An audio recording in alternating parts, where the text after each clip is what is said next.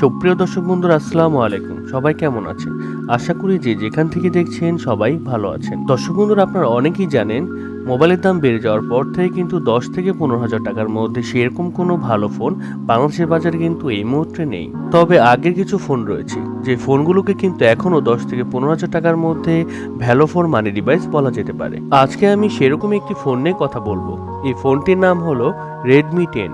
দেশের বাজারে ফোনটির unofficially 4GB RAM 64GB RAM unofficially price রাখা হয়েছে 16 থেকে 17,000 টাকা। তো 16,000 টাকা বাজেট সেগমেন্টে আনঅফিশিয়ালি ফোনটি কেমন হবে, এই ফোনটি কি ভ্যালু ফর মানি হবে, এই সবগুলো বিষয় নিয়ে আলোচনা করব আজকের এই ভিডিওতে। আর আমি প্রতিবারের মতো আপনাদের সাথে আছি মোহাম্মদ পলাশ, এবং আপনারা দেখছেন ডটপিন চ্যানেল। এবং ভিডিওটি যদি ভালো লেগে থাকে তাহলে কিন্তু লাইক দিতে ভুলে যাবেন না। আর আপনি যদি আমার চ্যানেল নতুন হয়ে থাকেন তাহলে কিন্তু অবশ্যই সাবস্ক্রাইব করে আমাদের ছোট্ট একটি ইউটিউব ফ্যামিলির সদস্য হয়ে যান।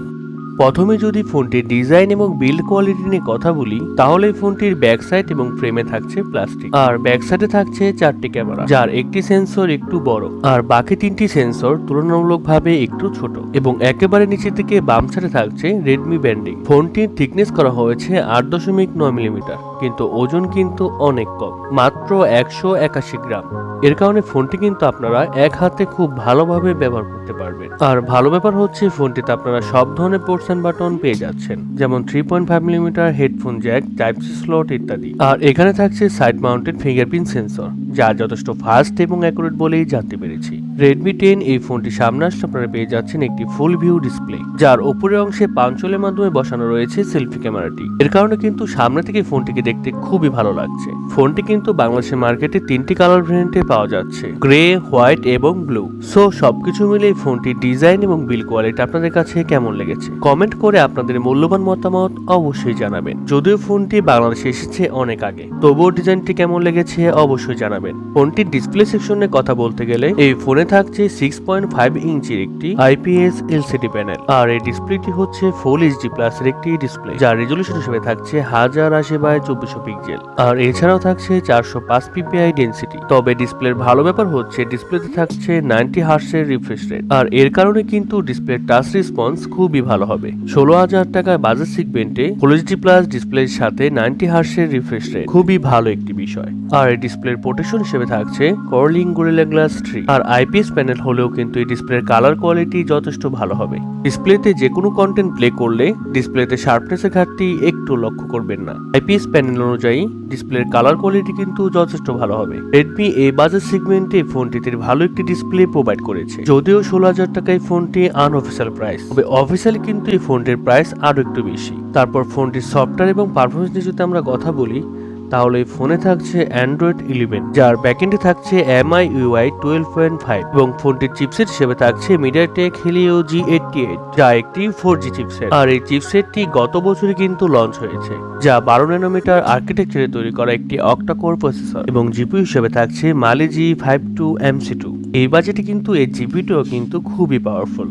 এর কারণে যে কোনো হাই লেভেলের গেম মিডিয়াম সেটিং এ কিন্তু খুব ভালোভাবে স্মুথলি খেলতে পারবেন। গেমস খেলার সময় সেরকম কোনো ল্যাগ বা ফ্রেম ড্রপ লক্ষ্য করবেন না। তবে হাই সেটিং এ খেলতে গেলে কিন্তু কিছুটা হলেও ল্যাগ বা ফ্রেম ড্রপ লক্ষ্য করবেন। তবে মাল্টিটাস্কিং সহ ভিডিও এডিটিং এর কাজগুলো কিন্তু খুব ভালোভাবে স্মুথলি করতে পারবেন। ফোনটি দেশের বাজারে 3টি র্যাম ভেরিয়েন্টে পাওয়া যাচ্ছে, 4GB RAM 64GB ROM, এবং 4GB RAM 128GB ROM, আর 6GB RAM 128GB ROM। তবে স্টোরেজ টাইপ হিসেবে থাকছে eMMC 5.1, এবং র্যাম টাইপ হিসেবে থাকছে LPDDR4X। আর ভালো ব্যাপার হচ্ছে ফোনটিতে আপনারা 2টি সিম কার্ড ব্যবহার করার পাশাপাশি একটি মাইক্রো SD কার্ডও ব্যবহার করার সুযোগ পাচ্ছেন। ক্যামেরা সেকশনে কথা বলতে গেলে এই ফোনটিতে কিন্তু ভালো ক্যামেরা সেটআপ ব্যবহার করা হয়েছে। ফোনটির ব্যাক সাইডে থাকছে 4টি ক্যামেরা, যার মেইন সেন্সর হিসেবে থাকছে 50 মেগাপিক্সেলের একটি ওয়াইড সেন্সর, যা f1.8 অ্যাপারচার, আর সেকেন্ডে থাকছে 8 মেগাপিক্সেলের একটি আল্ট্রা ওয়াইড সেন্সর, এবং এছাড়াও থাকছে 2 মেগাপিক্সেলের আরো 2টি ফালতু সেন্সর, অর্থাৎ 2 মেগাপিক্সেলের ম্যাক্রো এবং 2 মেগাপিক্সেলের ডেপথ সেন্সর। তবে ব্যাক ক্যামেরা দিয়ে আপনারা শুধুমাত্র 1080p দিয়ে শুট করতে পারছেন,